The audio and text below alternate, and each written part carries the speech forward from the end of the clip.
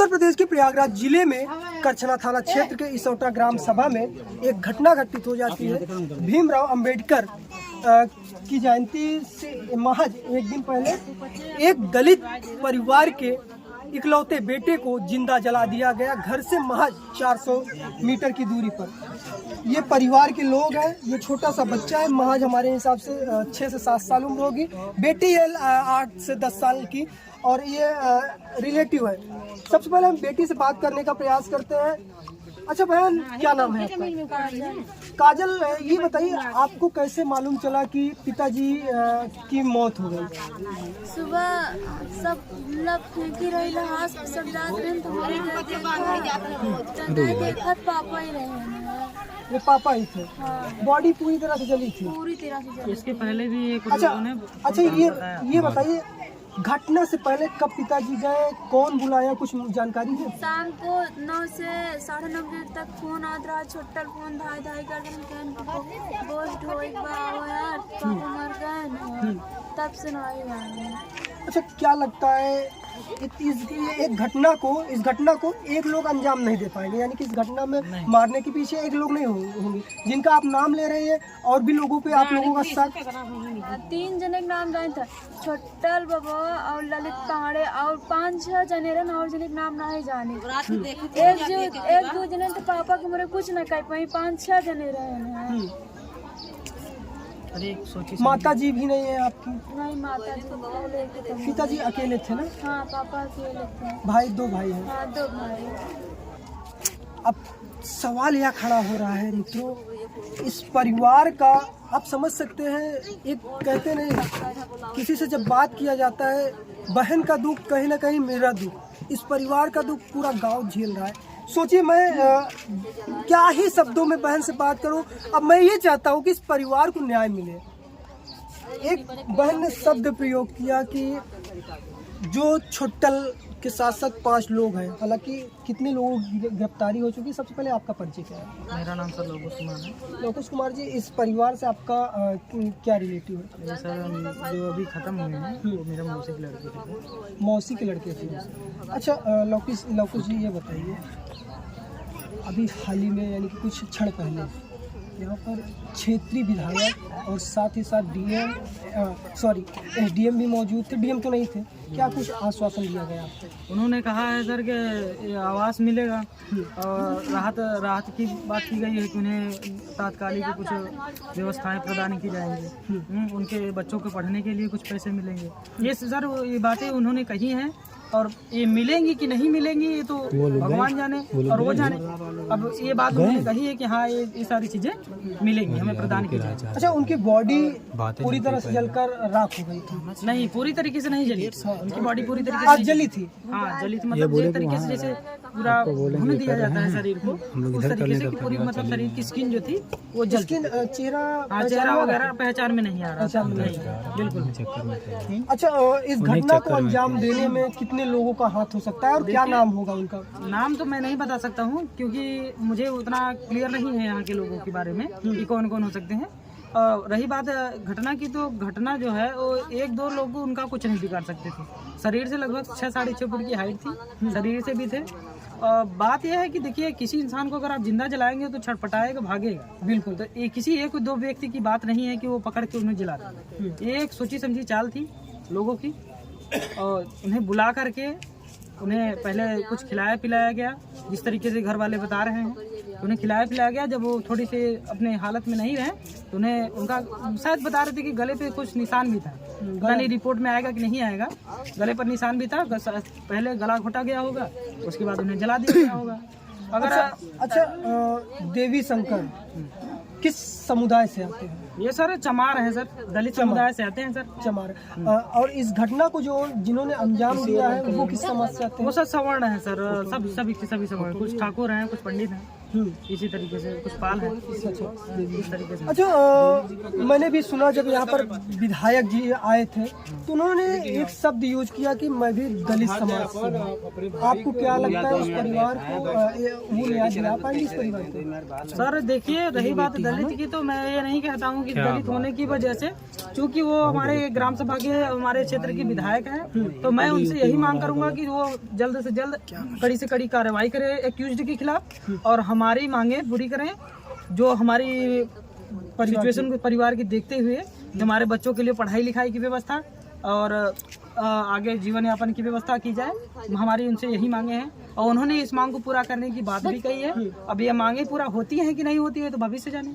अच्छा, जब मैं इस गांव में घटना को सुनकर आया तो मेरे जहन में, मेरे दिमाग में एक सवाल उठा और लोगों के द्वारा पता चला कि इस क्षेत्र में दलित समाज को भीमराव अंबेडकर की जयंती से एक दिन पहले ही कहीं ना कहीं कुछ घटना कर दी जाती है। क्या कुछ ऐसा है?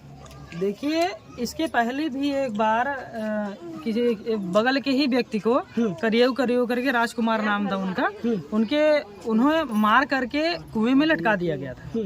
ठीक, आज से लगभग 1 से 1.5 साल पहले। और आज भी उस बार जब लटकाया गया था तो कहा गया था कि ऐसा करोगे तो फिर मारेंगे, और वही घटनाएं फिर भी आज सामने आई कि इनको भी, क्योंकि अब ना तो उनसे कोई दुश्मनी थी, वो तो बोझ ढोने गया था, उनसे दूर दूर तक कोई दुश्मनी नहीं थी, तो क्या रीजन हो सकता है कि मार के लटका दिया, उन्हें जिंदा जला दिया गया ये अम्बेडकर जयंती के एक दिन पहले।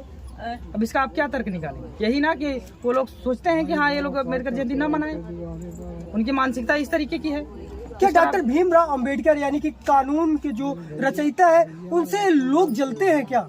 देखिए, ये तो शुरू से होता चला आ रहा है। अगर ऐसा नहीं होता तो सुप्रीम कोर्ट ये न्याय नहीं पारित करता कि किसी लड़की को छूने से, उसके गुप्तांग को छूने से, उसके नाड़े को निकालने से ये अपराध की श्रेणी में नहीं आता। अभी आपने सुना है ना, ये जज ने दिया है, इस पर बहुत सारा बवाल हुआ था। तो ये कहने का क्या मतलब होगा? क्या दलित की बेटियां जो बहु बेटियां हैं वो ऐसे ही हैं? कोई भी उन पे हाथ डाल देगा, छू देगा? आप इस पर क्या कहना चाहेंगे? किसी दलित के घर की जिंदा जला दिया जाता है, उनके अंदर कोई भी डर नाम की चीज नहीं है, कोई खौफ नहीं है। अच्छा, इस पर आप क्या कहना चाहिए? क्या आरोपी जो है दबंग किस्म के लोग हैं या फिर कैसे लोग हैं? बिल्कुल दबंग ही है। अगर दबंग नहीं होता तो प्रशासन को पकड़े जाने के बाद भी ये धमकी दे रहे हैं कि अगर प्रशासन हटी तो हम फिर मारेंगे।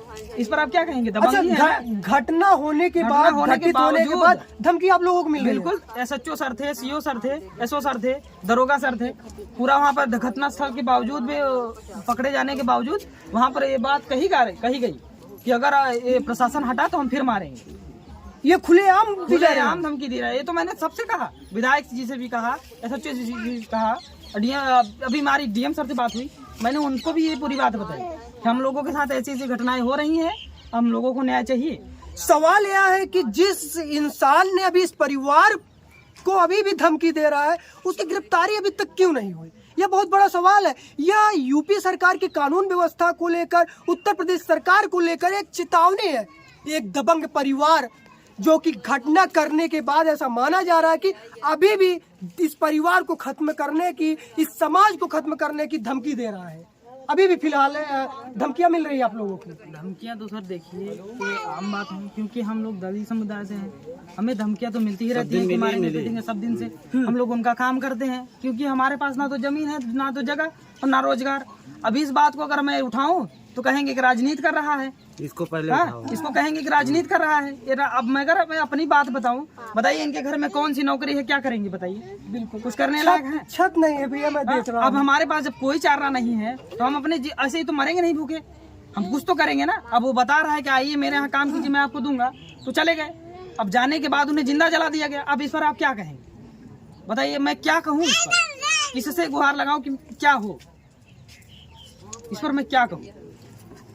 इस परिवार का दर्द और उस देवी शंकर जो कि अपने परिवार का पालन पोषण करते थे, पेट या बच्चा कहीं ना कहीं आँख से भी देख नहीं पाता, और परिवार के जितने भी सदस्य हैं वह असहाय हैं। अब कहूँ तो यह परिवार, इनका भविष्य कौन देखेगा, कौन निखारेगा? क्या ये बच्चे पढ़ पाएंगे या फिर उत्तर प्रदेश सरकार कुछ उत्तम व्यवस्था करेगी? 2 बेटे हैं, उनके 2 बेटे हैं, एक बेटी है। बेटी से अभी हमने बात करने का प्रयास किया। अब इस बाबू से क्या बात करूं? वो तो नाबालिग है, क्या बताएगा कि मेरे ऊपर क्या बीत रही है? उसे खुद नहीं पता है। क्या बात करूं? यही इनका आशियाना था, यही इनका घर था, लेकिन अब इस घर में उस देवी शंकर अकेले थे, नहीं रहे। सवाल यह है कि इस परिवार का देख रेख कौन करेगा? हालांकि यहाँ पर नेता से लेकर मंत्री से लेकर डीएम से लेकर एसडीएम से लेकर काफ़ी उच्च अधिकारी आ रहे हैं, मिलने आश्वासन दे रहे हैं। हद तो तब हो गई जब घटना के बाद कोटेदार साहब यहाँ पर 2 बोरी अनाज देकर चले गए। बॉडी पोस्टमार्टम के लिए गई है और कोटेदार साहब यहाँ पर 2 बोरी अनाज पहुँचा दी है। हमें कोई आर्थिक सहायता नहीं मिली है। हम लोग क्या करेंगे? अब तक इनके बच्चे भूखे हैं। सब लोग ये कह रहे हैं कि ये होगा वो होगा, लेकिन किसी ने नहीं पूछा कि आप लोगों ने खाना खाया, उनके बच्चों ने खाना खाया, क्या तकलीफ है? किसी ने ये नहीं पूछा। कितने बजे मालूम चला था? ये रात 10 बजे की घटना है। मतलब सुबह में मैं बता रहा हूँ कि सुबह ये रात 10 बजे की घटना है। 10 बजे लगभग जला करके वहाँ पर रख दिया गया था। सुबह में जब 4 साढ़े 4 बजे लोग बाहर निकले तो उन्हें पता चला कहाँ एक बॉडी रखी हुई है। और इनके घर वालों को लगभग 8 साढ़े 8 9 बजे पता चला तो वहाँ पर गए। अब उस घर में कैसे चूल्हा जलेगा जिस घर का अकेला चिराग चला गया? ये बेटी है, बेटी कैसे रहेगी? ये बच्चा कैसा रहेगा? हालांकि आइए हम कुछ महिलाओं से भी बात करने का प्रयास करते हैं। माता जी कहाँ से हैं आप? यहीं से हैं? अच्छा ये बताओ ये घटना कब भई है? ये घटना साहब ऐसे रात में लिया गए वोट ढोआवे के। अब वो अंदर पता नहीं 12 बजे मारे कि 1 बजे मारे, सब काम धंधा कर क्या सो गए। अब कोई जान ही नहीं पाए कि 4 रहे कि 5 रहे, 2 आदमी तो उनकर कुछ न करते। अब वो अंदर 4 आदमी रहा हुई तब मारे। अच्छा माई यही गाँव नहीं से हो? हाँ यही गाँव नहीं से। अच्छा ये बताओ जिकर ऊपर आरोप लागत बा कि उनका मार देहन, तो का उनका बरे यानी कि जे मारे से तो वो सब दबंग परिवार से हैं का? दबंग है यही है, तब मार ले नहीं, बिना दबंग होते तो मार पाओ। ऐसे पहले भी कबो धमकी उमकी दे रहन माई? धमकी तो वो हर समय देते रहे कि ले दारू जहर जाए तहरे माई बहन बिटिया गरियावत चला जा रही दरुआ शराब जाए।